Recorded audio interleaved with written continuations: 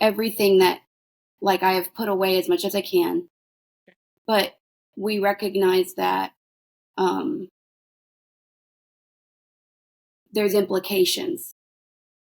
And so every day, some implication comes to the surface. And the implication being around that, like we kind of said, I wouldn't have been allowed to be around certain people, which that just implies then, doesn't it? Well, and it does. And so It then does there's just imply. that element. So on the one hand, that's a lot of my days was dominating that aspect of my mind, which is Okay. something coming up. And then it kind of almost makes me have to completely dissociate Mm-hmm. from that because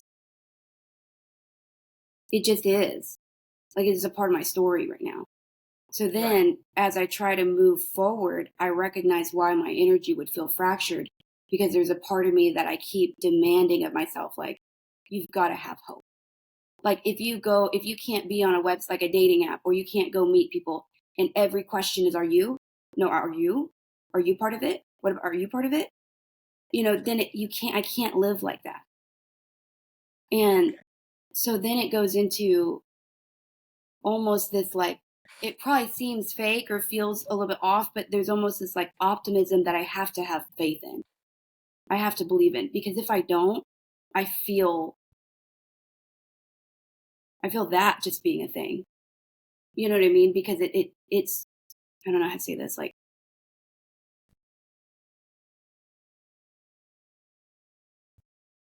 I talk about this a lot in my classes, but it's sort of that no man's land between like what's back and what's forward, but you're not either yet. Exactly. And that's what I feel, but not in a upset way. It's almost like it's hard for me, especially with you, because it's like I want you to see, I want, if I feel okay, then I want you to see me as the most okay I can be, or Mm-hmm. whatever, or it's like, and I do feel okay. Like Mm-hmm. there are parts of my day where I feel really, really okay.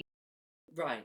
And then in equal space, there's parts where like we talked about before, where like the darkness is right there to touch if I want, but I've been choosing to not because I'm Exactly. happier.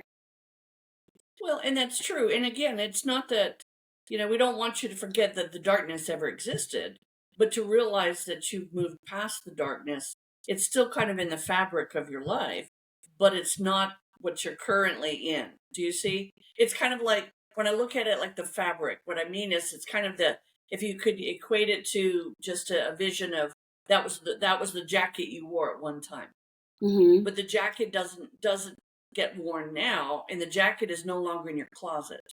So we can't mourn the jacket that's out of the closet. We have to let the jacket in the closet go. So I know that's a very simplistic way of looking at a very heavy emotion. And we all have to go through the dark night of the soul sometimes, right? And I understand that.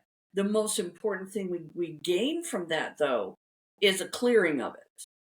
We can't make it like an every Monday night or Tuesday morning thing where we rehash the same coat.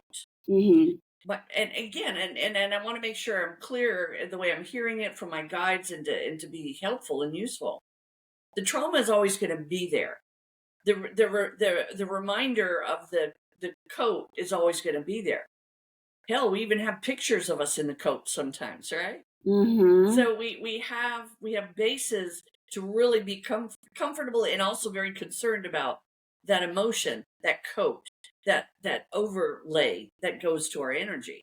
Hmm. But when we come to a place where we know the overlay, the coat is of no value. It doesn't fit anymore. It's frayed. It's outdated.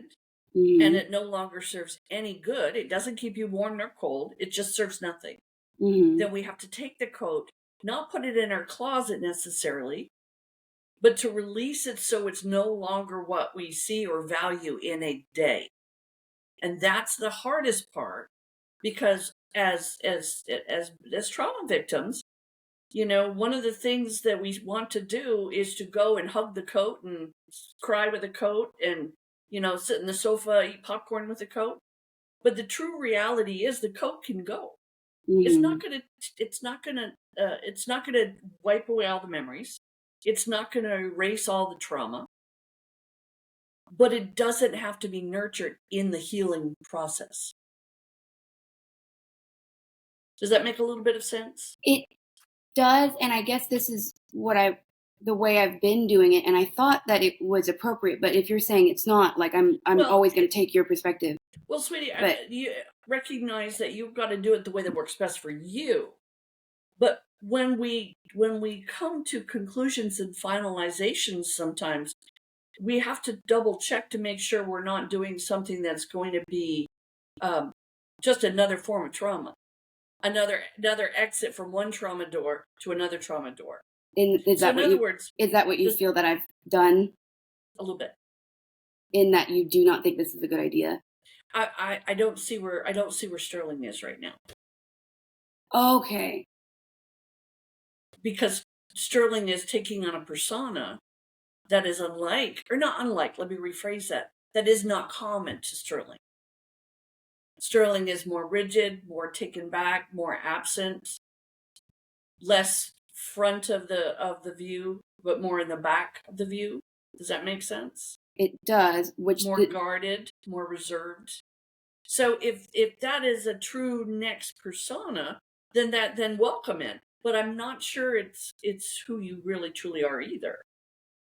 Your bubbly nature and your fun side and your happy-go-lucky side is not facade. It's kind of your nature. And so in dealing with trauma, sometimes we feel that we've got to be more serious. We've got to have, no emotion about this, and which trickles into no emotion about other things. So again, Rome wasn't built in a day, nor is trauma solved in a month or a year, or sometimes never. But more than anything, we have to recognize, are we replacing the trauma with something positive? Or are we just replacing the trauma with something that has to be negated later, that has to be worked out again later? and just in the sake of full transparency, are you referring to me as an individual, or you're referring to somebody I've invited into my life recently? Well, I'm not sure of who you invited, but I feel very guarded about it. Mm-hmm. My guides are, the hair on my back of my neck, it's the equivalent of the bristles. And I'm a little guarded about that. Again, and I use a lot of associations so that people can see kind of different ways of looking at this. It's kind of like if your car breaks down consistently for, like we had for 6 months, you don't go buy a car the same age and think the problems aren't going to come back to you later. Do you see? You don't go buy that same car in a different color and expect a different result. You expect something to be returned in the same manner. It's what's comfortable. And we get comfortable in trauma. So we wouldn't want to go and replace something we're getting rid of with something not much better. Well, I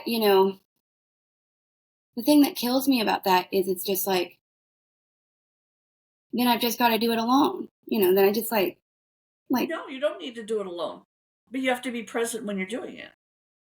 See, stepping away from, and I understand, and again, and this feed is, it's kind of, again, we're raw coverage, we're raw footage. Yeah. And I understand where you're coming from, but what I want to convey to you is that it's very easy to get lost in a secondary persona that actually is never yours to begin with.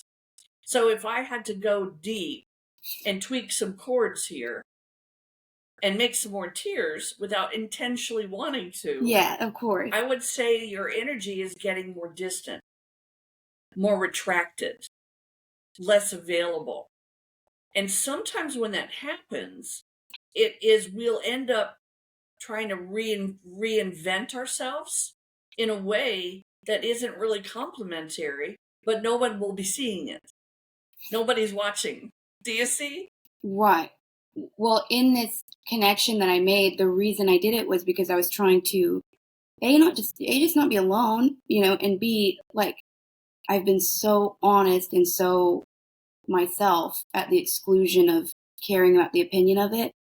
And I thought, and I've enjoyed myself doing that because it almost feels like, fuck it, who cares? Like, it's almost like because of what's just recently happened, I don't have it in my energy to try and create a facade or like protect that I do this. Like it's the first time that I've just thought, I'm just going to do this so that I'm not alone and enjoy being around another person, while I recognize also that I feel like I'm falling apart and I'm doing what I can to address that. But it's kind of like, Okay. it's not working for me to just be in my room alone and like Oh, no, and I'm not trying to saying do it that. is either. Just remember that more often than not, superficial relationships are built when the backdrop of it is to release trauma or Mm, loneliness or worry. You're not grabbing from the gene pool of A, you're grabbing from the gene pool of C. Okay? Because you're not in the mindset to pick what you would keep. You see? Because you're just trying on coats right now. mm, Okay? mm. You're And trying on coats. You're trying to get in there and go, well, okay, I don't have a coat now. What the hell am I going to do? I don't want a bad coat. I don't want a frayed coat that I wore for many years. I want a new coat, but I'm pissed off and I want to go get a coat. Give me a coat, damn it. Where's my coat? You're a coat. I want a coat.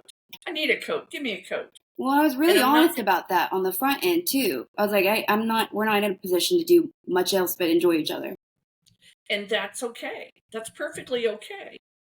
As long as the mindset stays there.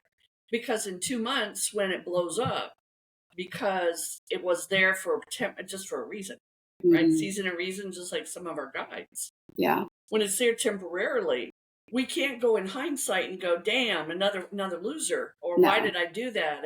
and kick ourselves in the butt, and start saying the coat didn't fit. Oh my God, what did I do? Is it me? Did I gain weight? Did I lose my perspective? Mm-hmm. You see, when we don't dive in the gene pool of A, we're going to get what we're not wanting, Yeah. but we're going to have No. something temporary. Does that make sense?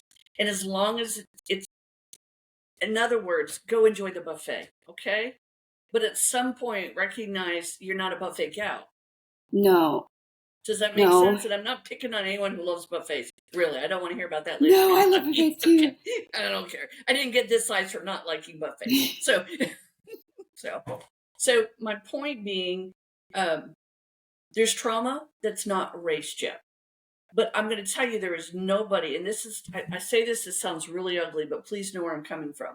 There is nobody that created your trauma that's sitting there crying with you. No, I know, right? I thought about that. Not one of them.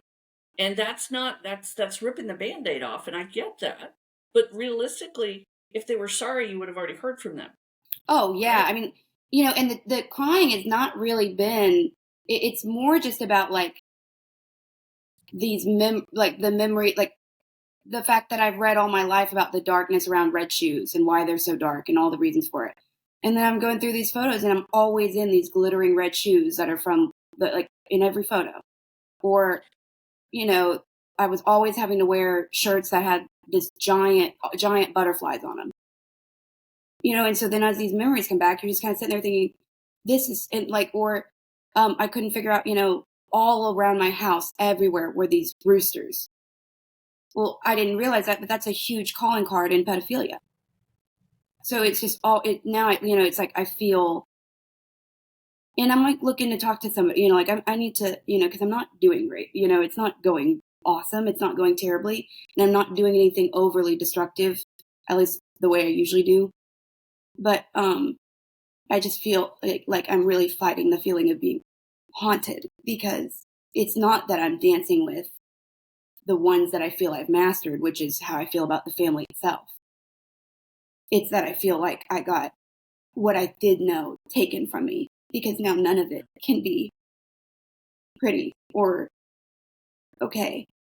So as I try to step away from that, and I'm very good at, like, that's one of the things of like, I've really proven to myself that I do have a sense of that's not helping, and I don't judge myself for it, but I do, like, the other day, I just told a student this, like, right before we got on this call, that the other day, I caught myself doing it 6 times where I tried to think about the past. And then I just kept fighting myself and kept not letting myself do that, Good. because it's not going to do good. It's And not going to change anything right now. but I've been very disciplined to not go down that path. And I know I stop myself super fast, and then I kind of get my trajectory back going. And I haven't been struggling with that super hard. but it's not like it's not there. And I keep getting tempted. Like I want to write my brother. I want to say like, come find me when you realize the past isn't what you thought. Like I want him to be able to go to somebody or find the truth, So it's like, there are just these things that the meat and potatoes, I feel like I've managed, but sometimes it gets a little bit sparky. And so then I wonder, like, I know it's not healthy for me to go and try to find companionship, but I kind of don't know, it's just very challenging.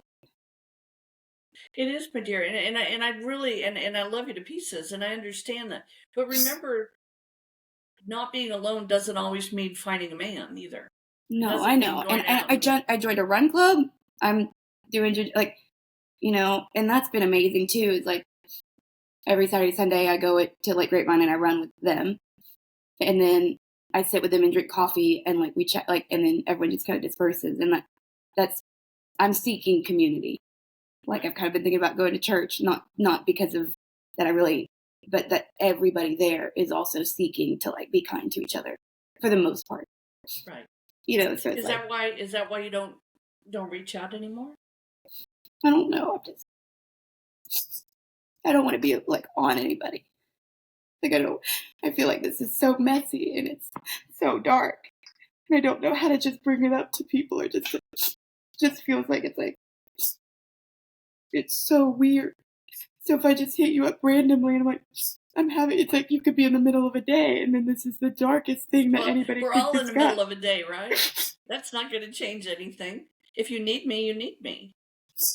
But see, when you have trauma and you pull away from the people that you typically go to, or you wanted to go to, or you thought about going to, you start building another direction that basically you start adding fillers.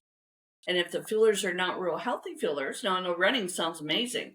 And I understand. I used to, believe it or not, I used to go towards working out to help with my trauma. I was a very physical energy, a very, very physical energy. And so I get it. And I understand joining the running clubs. I used to do that with weightlifting and classes and exercise groups. But at some point, at the end of the day, go to your tried and true too, because they don't need you to go sleep with them. They don't need you to go do something for them. They just want to be there for you. Mm-hmm. Okay. Life is always busy. I mean, that's just the nature of life, right? You're going to be busy, but that's, if it's not in this 5 minutes, it's later on. Why do you think I have two phones? Yeah. One for my 400 text messages a day and one phone for the people that, I have in my life too. So. Yeah. You don't need to be a stranger to those that love you to find yourself. Does that make sense? It does. I just kind of feel like there's nothing that this is gonna sound silly, but like, to me, it almost feels just like there's nothing to be done. There's not like a productivity there. Like, so it's just like, I just process the wave as it comes. And, it doesn't, at least on a conscious level, it hasn't felt overwhelming. Is it productive now with what you're doing? When you're running from it, is that productive now? If you're feeling those heightened emotions and you're doing something, you're finding someone to see temporarily, is that a good replacement? I mean, I'm not answering it for you, but it may be. You might be like, hey, listen, I'm looking for a whole different life. And I understand that. But are the replacements what you're really looking for? Well, maybe I don't know then. Quite honestly, I actually have no idea what I think I need right now. I don't know what is good. Right. And I'm going to tell you something that you're not going to like. Okay. I'm so all ears, though. You have no idea. Well, I know, and you are extremely intelligent. You are highly read.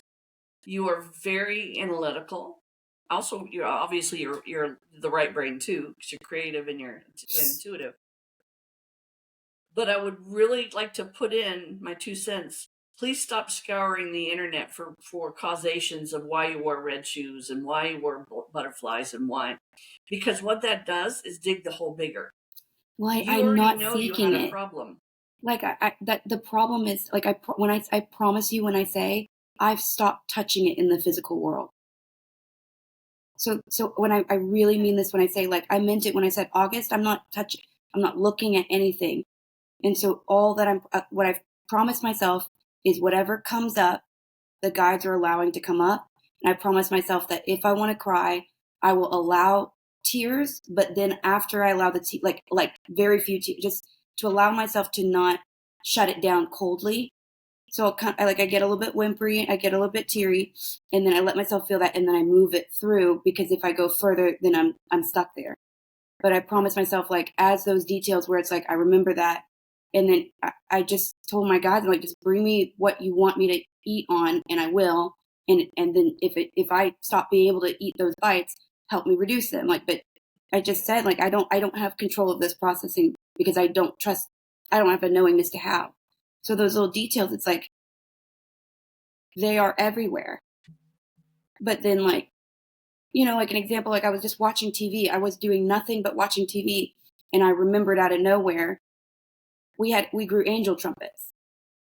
Mm-hmm. That is a highly psychedelic and toxic and memory erasing flower to the point where Australia was wanting to ban it. But I forgot that was in my childhood, that we just had it. I remember it was always around. Like, and so these little like things that they're just like, they remind me almost of like splinters. And they're just like kind of coming out now and then. And then in the middle of it, I'm still operating exactly like I'm really proud because I'm still operating really highly. Like, no, my job is good. Everyone still likes me there. All my students are good. I was at the fair this weekend. Like, I've dropped no balls. I'm not overeating. I'm not over drinking. I'm not over smoking. So it's almost like everything I've been doing. I mean, my house is messy and today I'm going to clean that.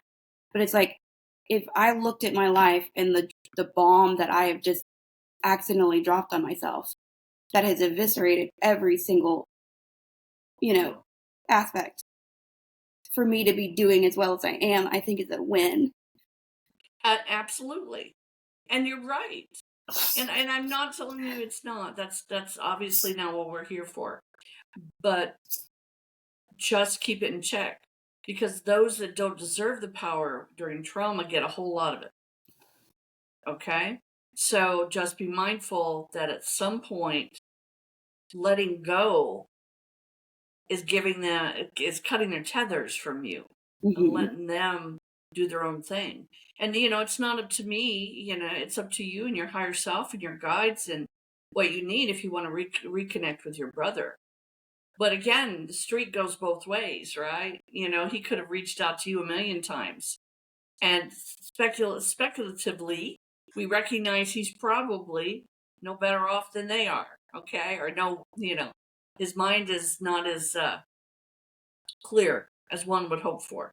So, do you really want to go open that Pandora's box after all these years? No, and that's why I haven't. But I feel like when I get low, which I think I'm allowed to, I start to worry about him. Like, I have a lot of people and I know about spirit and I know about these things that keep me safe and he doesn't. And that seems unfair. You don't know that. You don't know that he That's doesn't. true. No, that's true. That's Hey, man, we don't know what that's a great point. That's a great point. He may be waiting for you to come in so he can get you into his web. You don't know. And I'm not saying be afraid of him, but be realistic. Yeah. I am not trying to turn you away from your healing. I'm simply saying be mindful when you're healing, that you don't pick up bad habits to replace the trauma. Okay. Well, I guess then you're just healing one trauma after another. So it sounds like you're doing well. I don't know. Now I'm wondering. I don't know. And again, realistically and honestly, you haven't reached out in a few weeks. I'm sorry. I didn't even, honestly. Fuck. It's okay. And you have, and you're a lot like me. You have many changes that come about in the week, and you forget that someone else might want to hear about them. And so it's again, it's understandable, but it's also, how do I put it so it makes sense? You've had a lot of activity in the last 2 weeks, and you've changed a lot of things, and you've had a lot of trauma, and you've had a lot of success stories. I know you're busy, and you've got clients and classes, and life is good in that direction. But that's a whole lot of stuff to happen and not hear from you. Does that make sense? And that's, and I'm not, and it's okay because I haven't reached out to you because I'm busy too. We're both busy. My point is, don't be afraid to reach out to those you care about, that care about you in return when you're suffering. Well, I didn't thank you. And I do. The thing that I get, I think this is literally probably part of it, but I've thought about reaching out, and I always get the same feeling, which is just me. It's all me, but it's always like this again. I don't know. It's almost just like I wish because it's just like you helped me so much on the podcast, and like you have been helping me, and I feel like already I've asked a lot of you, and I just don't know how to like. Remember what? That's what families do. Remember? Yeah. I'm so awkward at knowing how to ask for help. Like I'm not great at that. And I think it's just kind of like, well, and plus because it's like, I do like distraction. I do like to like look at other things. Well, absolutely. Everyone does. I mean, distraction's a good thing. And and again, I don't want you to feel that I am taking apart your direction, nor judging you for what you've chosen. But meanwhile, back at the ranch, don't forget the people that are waiting to find out if you're still alive, okay? And to make sure you're okay. Well, I'm sure there's also a part of it too that's like, if anyone can see me, it's you. And I wonder if, I'm sure there's a part of me that's like, shit, I'm not doing well. Maybe I don't want her to see that.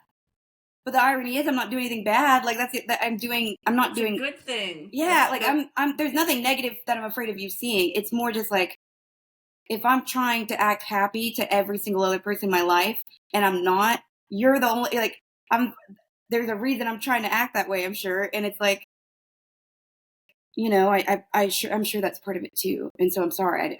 I have been. You don't have to apologize. It isn't, I'm not trying to challenge you. It's just something that just to just if you didn't see it or recognize it, just a little throw in there and go, hey, hello, knock, knock. Thank you. I know you're struggling, knock, knock, because you're pulling away. I know you're not. No, thank you. I mean, I'm trying to find, if we're being coldly honest, I am really trying to find for a thing to keep fighting for. And not in the sense of like excitement and fun and the things that make me me, the things that make me giddy, the things that make me laugh and happy. And like, those are things that are integral to me. And when I look around my life, I'm struggling to see the things that make me want to be that way. So as I try to kind of process that and create detachment from those things, as it feels that the color has kind of been drawn out of it a little bit, and trying to maybe go and like find that, even if it's something that I understand has a transience to it, but it's like, and I know you're right. Like there's also the acknowledgement of like, you're 1000% right. But I have to look at like, something's going to give soon. You know what I mean? Like, I don't know. So not in a negative way, but like, I'm not drinking too much. I'm not doing anything destructive to myself in the ways I normally do. Good. But eventually, like, I just need to make sure that like, it's almost like I have to pick my least evil. Because I don't know who else. We're going to get busy again pretty soon because we've got to get that retreat planned for next year. Yeah. I was thinking about that the other day. Like, I haven't worked on the website, like. Well, it's okay. It's okay. You're not doing anything wrong. You're not doing anything wrong. It's sometimes we do have to go to the back burner so we can cope. And sometimes that's what others will see is I'm not really here. I'm there. And so a little bit of that is self-preservation. You're doing a little bit of that, but that's okay. I don't know how to be okay. You're going to be okay. Hey, Brutus wouldn't let you not be okay. I mean, he's probably going to go there and play with the cats pretty soon. He mentioned your cats the other day.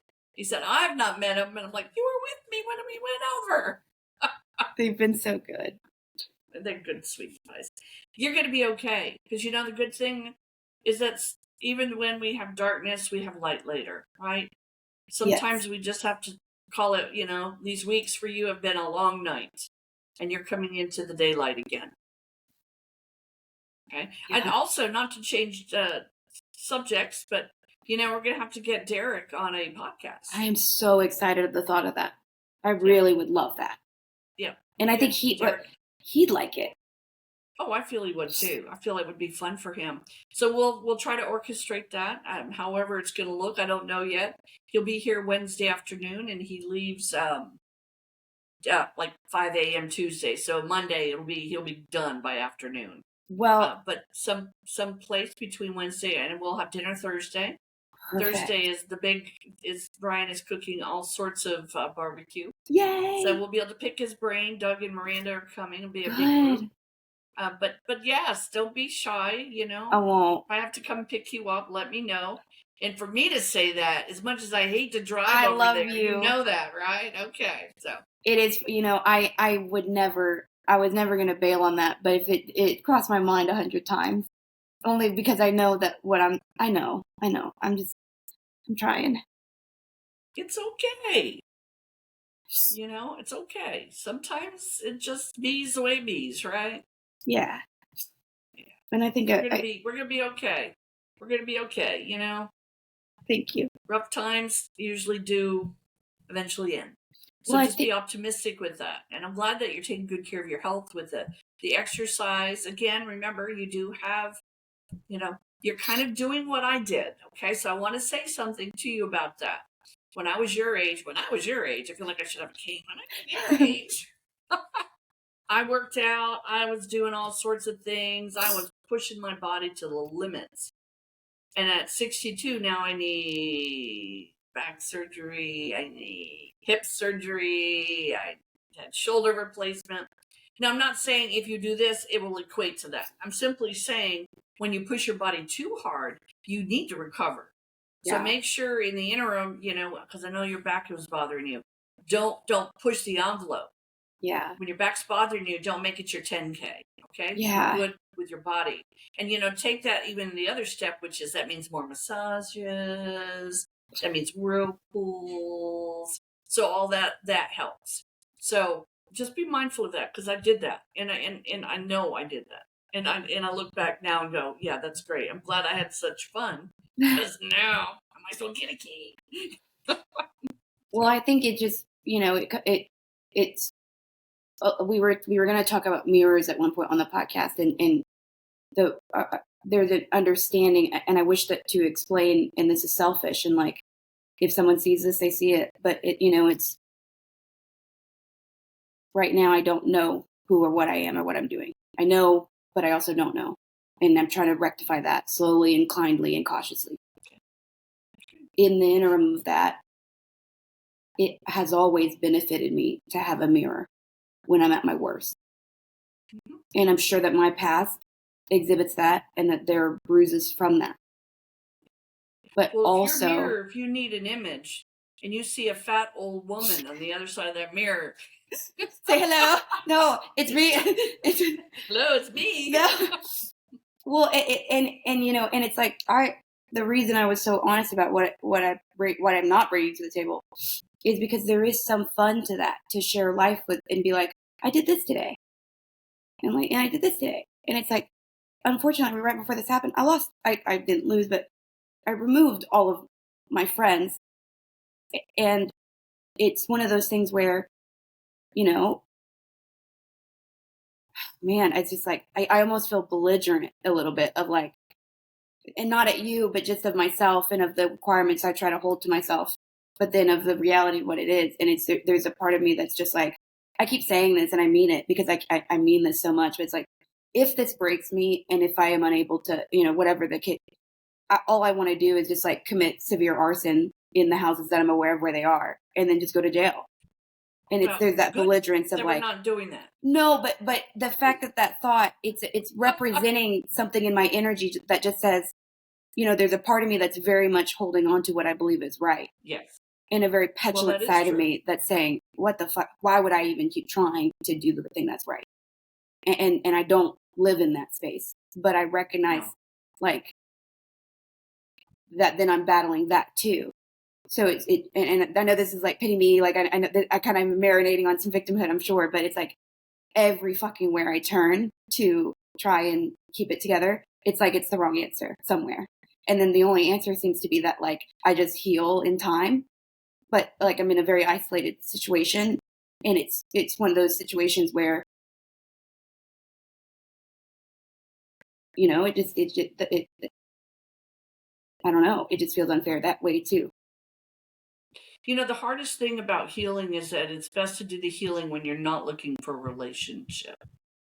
Because when you're healing and you're looking for a relationship, you're using the person as a mirror for your broken parts.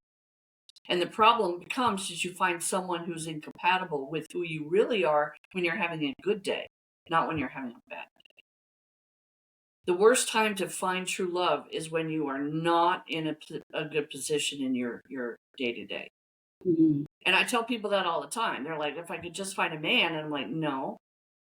If you could just find yourself, then go looking for a man. And then you're going to mirror someone that's a whole lot better than what you're going to go get when you feel very lost. And again, it's the gene pool. Do you want A or do you, oh, that's terrible. Brutus just said, no gene pool. He's going, it's prime, choice, or select.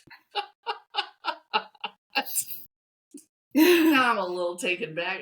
This is not an R-rated podcast, okay? Right. But do you see, when we search for a permanent relationship, we should do it with a clear head. Otherwise, what we're seeing is we're seeing in ourselves. And so if we're seeing something broken in ourselves, we're going to mirror that in someone else and find it. We're going to find someone who's going to exhibit either similar traits or traits that kind of play out the same way, but maybe a little different. Mm-hmm. Okay. Does that make sense? I think there's a misery loves company. That's the old adage. Misery loves company. When we're miserable, we're going to find someone who, that when we recover from our misery, that we will recognize that they're a horrible person. Most people that are with narcissists met them when they were in the lower parts of their life. They didn't meet them when they were on their game. Because if they'd have met them on their game, they would have went, wait a minute, that doesn't seem right. But because they're looking for any attention, a narcissist is going to be right there full force in those few moments of, let me open the door for you, let me help you, let me do this, until then they're ordering dinner for you because you're not smart enough to order your own. You see, we want to meet permanent relationships when we're healthy. Well, I guess there's a dark aspect of me that's at play in this that I have to admit is the aspect of, if there's an individual that I'm already understanding is not a viable option, and I've said that, then I don't feel that I'm held to a standard to be a good person, because I'm not. I hate to be. This is so true though, but it's like there is. They could see the worst of you, and not you wouldn't care. And I wouldn't care, and I wouldn't have to fix it, because this isn't something I'm trying to make viable. I'm just trying to be allowed to be a piece of shit and not go drink to do it, or go do drugs to do it, and to just get laid and to just like have connection, even though I know that there's so much poison in my energy right now. It's not even a viable thing to, but there's also, if there's that poison in them, then I'm not poisoning them. Does that make any misery sense? Loves company. Oh, it makes a lot of sense. It's misery loves company. And so it's either, am I miserable with him, or am I miserable with alcohol, or am I miserable with my memories? Right. Because one of the ways... Right. And again, it's like anything in life. Like what you mentioned, your last comment was alcohol. I can tell you, I know plenty of married couples that I see in my classes, and really in separate sessions. And what I hear is my drinking is elevated because my partner's drinking is significant. So then I always say, okay, which one wants to die first? Are you on a race? Oh, wow. because you're obviously going to. You're obviously going down a path that's going to be detrimental in the end. You know, who's going on dialysis first? Who needs a liver transplant first? So, yes, we Dang. do. It's a reality, right? So when we feel poisoned and we go look for someone who's poisoned, we don't get a chance to grow. So if we're going to do that, and plus think of it this way, and I have to be wise, and I'm asking Brutus to help me be wise with this. If I am feeling ugly and hateful inside, isn't that a bit predatory to look for a relationship? Well, I feel that if you are being very honest about why you're there and what you're there for, almost kind of a carnal contract, I do think that we have responsibility to choose in or out of that. Okay. And I feel I've given him a choice in. Okay. So is this okay? If you can look at someone and say, listen, I don't want any emotional contact other than let's get laid. I'm going to meet you one day a week. We're going to have drinks. You're my friends with benefits. And he's like, cool, let's do that. What, and it just say, just for kicks and grins. Month goes by. How do you see that person? Do you see that person as, oh, this is such a great person. I want this person in my life. They've got this going for them and that going for them. Is that someone that you would want to? Your partner's in crime, basically. And the crime act is, and I'm not saying being carnal is crime. That's not where I'm going. Please Right? understand. No, I know. But you're partnering up. Correct. So misery is partnering up with misery. Where does that go? Where does that go?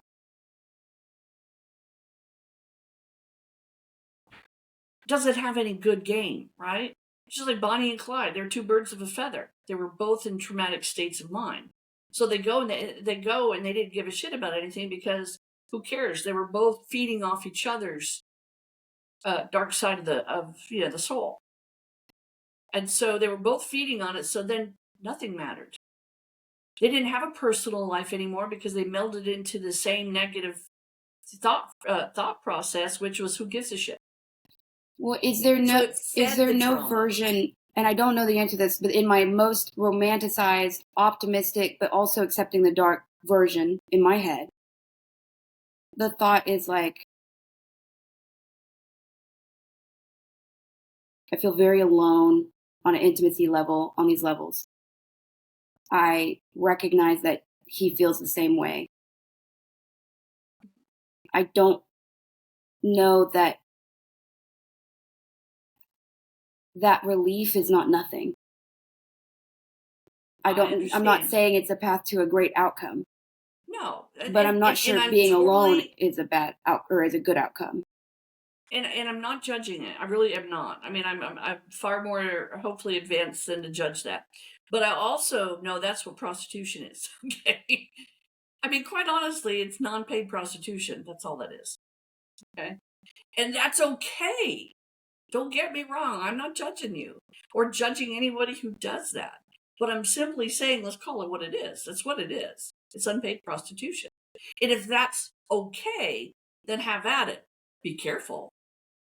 Because you're also probably jumping into the gene pool of D rather than A. And that's not what I'm trying to do either. I know it's not. Yeah. See, you're trying to find someone who won't judge you. But see, what you need to do is find your importance first. You're extremely pretty. You're excessively intelligent. You're more than just intuitive. You're extremely high tech when it comes to your intuition. Okay? You have sustained an independent lifestyle. You take care of yourself. You're not running from loan sharks or card sharks or pimps, okay? No. You've done a really spectacular job of being good at what you do. During the dark moments, which are not yours in the first place. Remember, that coat doesn't represent you. Mm-hmm. I mean, shit, if you're going to burn something, burn the coat. Mm-hmm. Okay? Right. The coat is the symbolism here. Yeah. Okay? And if you take it out of you and put it in something that's an innate object, it's going to help you to see it better. Okay? Just Mm-hmm. like when I said I used to put my father on like a coat. That's how I could see whatever he was doing at any time of the day. But I didn't want to wear that coat. That coat was diseased. So the coat that you're wearing is diseased. Don't be looking for love in it. But Because you're going to find how do I someone who take it does off? by demanding that you do. By saying, I'm just going to do it today. It may hurt like hell. It's like quitting smoking or drinking or But like anything. I don't know what I'm supposed to give up. I don't know what am I supposed to give up? I don't I've tried. Give up your negative feelings about yourself. Give up punishing yourself. Give up the negative self-talk. You don't qualify for that. You didn't pass that test. You have higher scores in a different direction. You didn't pass the low quality test, okay? You're high quality, okay? So you've got to allow yourself to go back to that. And I, unfortunately, as a spiritual, giving spiritual guidance, Yes. I can say a lot more than people that are giving psychological guidance, right? Mm-hmm. Absolutely. And I'm just simply going to say to you, intuitively, you're putting yourself for the ringer when there doesn't need to be a ringer. Okay? By going into this new thing, or by not. Yes. Yeah. Okay. Yeah. You're not resolving this, you're wallowing in it. And there is a huge, enormous difference. Mm-hmm. Because when we wallow, we find something less than to go wallow with. Okay? Mm-hmm. We go wallow in the direction, and like the drinking, the alcohol, you're not doing that, but you've got another vice. You just pulled out another vice. So you don't need that. Your trauma is still real and it's still rich in your energy. And you can do something about it. You can choose to not have it. Now, I know people say, well, come on, seriously? You can choose to not have it. And I know that for a fact. You can choose to know it existed. You can choose to every now and then have a little memorial service for that younger version of you. But you are not that energy. And I feel a little responsible too, because I'm the one that's been trying to get you to get your passport, which got you involved in your mother, and all the memories started coming back because she was so hateful. Your mother reacted to you like a very, and if she could reach, I hope she's listening. Your mother's very low rent. Okay? I don't care if she lives in a $1 million home. Your mother's very low rent. The way she spoke to you was horrendous. It was, if a client would have talked to me like that, I would have blocked him before I finished reading it. You are not that person. And you wouldn't have even had that. But you asked her a simple question she couldn't handle. You haven't talked to her in years. You are not her. My dear, you are not her. Okay? She doesn't qualify. And I don't care, honestly don't care, all the listeners that say, well, she's your mother, you have to. No, she's not. Yeah, but it's like she didn't raise you right. Okay? But I don't know how to block out the coming of knowingness of what she did to us. Because it's different, because it's not like I remember it. It's like I am remembering it, and I'm asking them to help me not. I'm not seeking it. And that's a really different anger, and it comes out of nowhere because I don't know it. It enrages me that I had to take care of the plants that did that to me. I took care of. Like, that's so fucked up. I know. I don't have an easy answer for you, sweetie. I really don't. And I can't just magically wish this to go away for you. I wish I could. You know, I mean, damn it, I'm more intuitive. Why can't we do this? Because it can't. Because we can. I know. I can't make it better for you. I could just try to help you to see that it's not your problem. Yeah, you're right, and I know you're right, and I'm trying to convince the human me that that's true, because I know that. Yep. Like the reason I'm okay is because I know that. That's right. It's not your problem. If it was your problem, you'd still be back there doing it. Yeah. Right? Not your circus. Not your circus. Okay? Not your monkeys. And at some point the pain will feel a little less, And maybe you'll go back to thinking on that lines that, well, you're right. There isn't a need for me to know more. I don't need to know all the nuances. I don't need to know this or that. I don't need to take the seam ripper. Well, I feel that and go now. in Like, there I'm and- not trying to. Yeah, I know you're not. And I know you're hurting. I just don't know and how I to hate stop that. them from coming up. You block them. You say no more. You can't solve it all in a day, okay? But you can begin solving it. You can chip away that elephant in the room, because the elephant in the room is making you feel unsafe. It's making you feel less than. It's making you feel all the emotions that one would feel under that type of trauma. And you're none of those things. Had someone taken these thoughts from you, you would be a vibrant, not horrible, wonderful, not horrible, wonderful human being. You are wonderful now anyway. But my point is, sometimes it's the memories. It is the, I heard this, I know this, I felt this, that get in our adult way. It's kind of like carrying the burden. It's the torch. We carry the torch for our own trauma our entire life.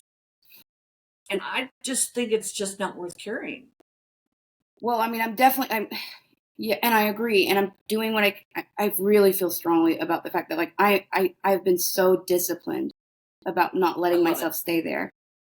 And I think that, like, I just hope, I pray that you don't judge me, or that, no, I don't get judged. I guess. Wait, I'm not judging you. I'm not judging you.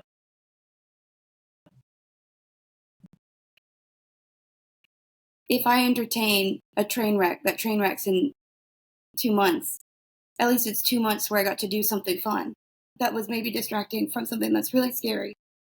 And maybe I'll deal with that train wreck. But it's like, there's part of me that just, I feel panicky about feeling like I have to do this perfectly healthy, because I don't know if I'll be able to.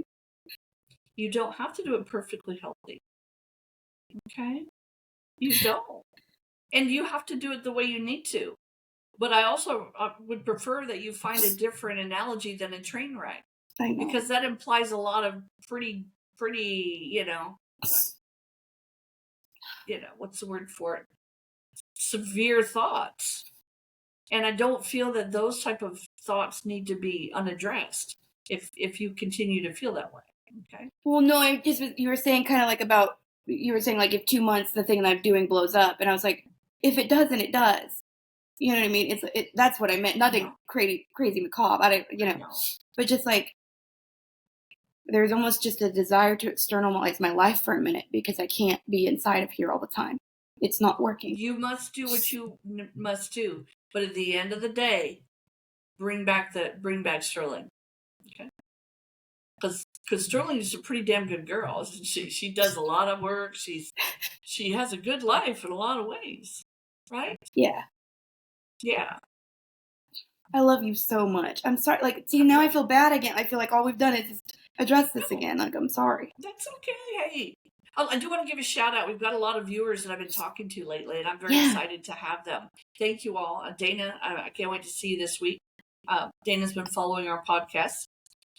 Just a lot of really good people that have reached out, and I'm very grateful, and I'm very honored that they're interested in what we do. I also want to add something to it real quick, if I may. We do have a retreat coming up. We're all going to have ourselves pretty well situated by then, so don't worry. Yes. It's going to be amazing. We won't set the place on fire. Okay? No, goodness, no. But I'll need it just as much as y'all, guys. Coming. Some online classes coming very, very soon that we're orchestrating. Sterling is an amazing webmaster. Me, not so much. And so we're going to get a lot of that done. But I wanted to give a shout out. Life is sticky and messy. It gets down difficult, down hard and dirty sometimes. And, we have to kind of go through the mud, and, sometimes we just got to stay there for a bit. But always know that we're designed by teams, by spirit world around us to come out of it. Mm-hmm. And we don't have to carry the heavy burdens alone. Mm-hmm.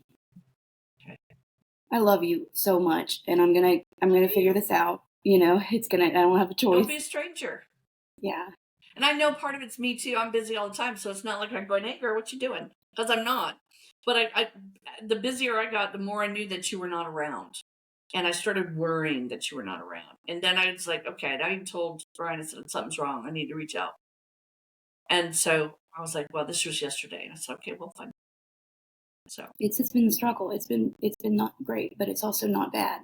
I've been really proud of myself the last couple of weeks because I'm glad. I feel like this should have gone way worse.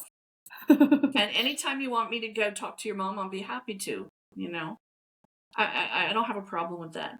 I just wanted to give you your damn passport so you can go to Japan with us. I know. I love you. I know you've got a reading to get to. You know, in this, we've been doing this now a year and a half with the podcast. And, you know, it's one of those things where there's our journey as much as there's the journey of the people that we help. And so I feel so grateful and so proud. Incredible journey. And, you know, we're both being kind of tested right now, my dear. And I'm not trying to, you know, go into well, I got problems too. That's not where I'm going. I'll tell you, it's been testing. I mean, there's just all sorts of, you know, I'm staying at my office now, you know, I've told you that. But just kind of. Wait, you are? Like I am. I know. So you didn't know that either. No, I thought you're not moving.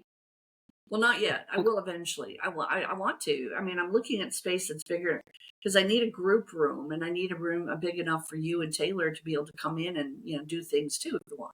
Okay. So that's my goal. So I can't do that with what I have in, you know, my little box.